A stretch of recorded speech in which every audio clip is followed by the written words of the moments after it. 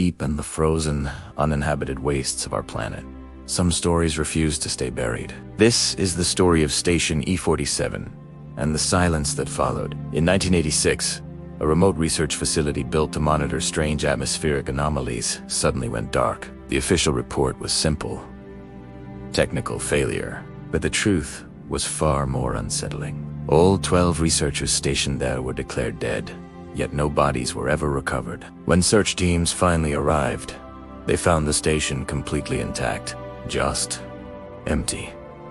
It was as if everyone had simply walked out into the endless ice and vanished. For decades, the world forgot about Station E-47. It became a ghost story whispered among Arctic pilots, a footnote in a classified file, until one night in 2012, an amateur radio operator in Eastern Europe, scanning the silent frequencies, intercepted a signal. It was weak, distorted, but unmistakably human. And that wasn't the most disturbing part. The calm, detached voice began referencing events that hadn't happened yet. It predicted severe storms with pinpoint accuracy.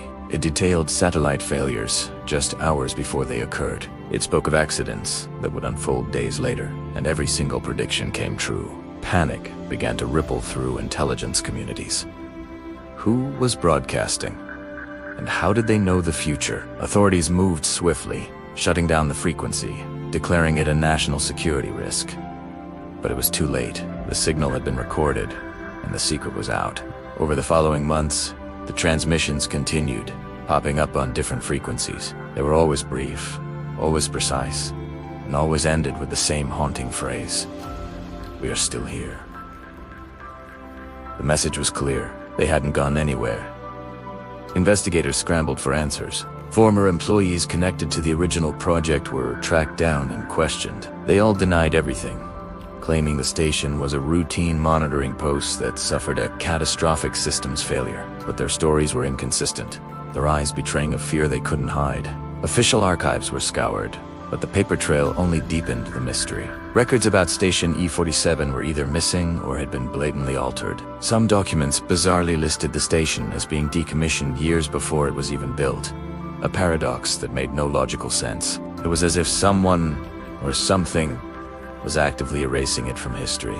Meanwhile, audio technicians analyzing the recordings made a chilling discovery. Beneath the calm human voice, hidden deep within the static, was a second signal. It was slow, rhythmic, almost organic.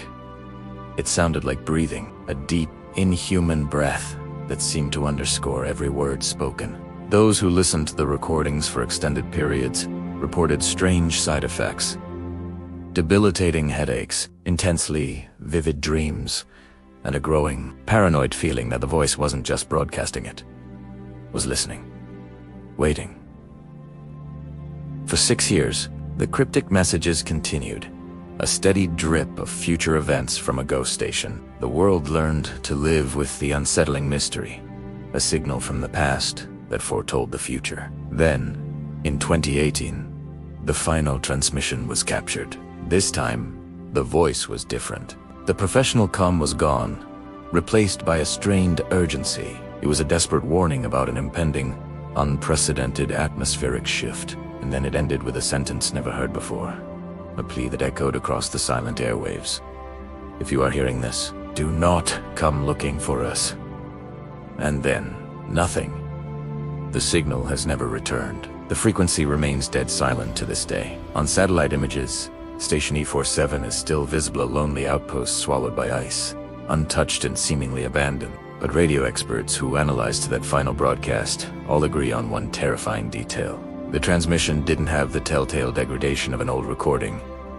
It sounded live. The mystery of Station E-47 remains unresolved, buried beneath layers of official silence, missing records, and unanswered questions. What happened to the 12 Were they victims of a failed experiment?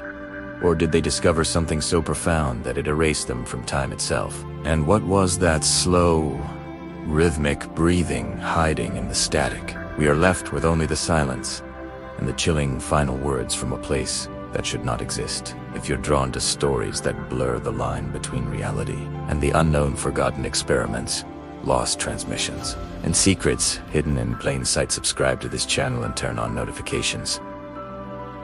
More stories are coming, and some were never meant to be heard.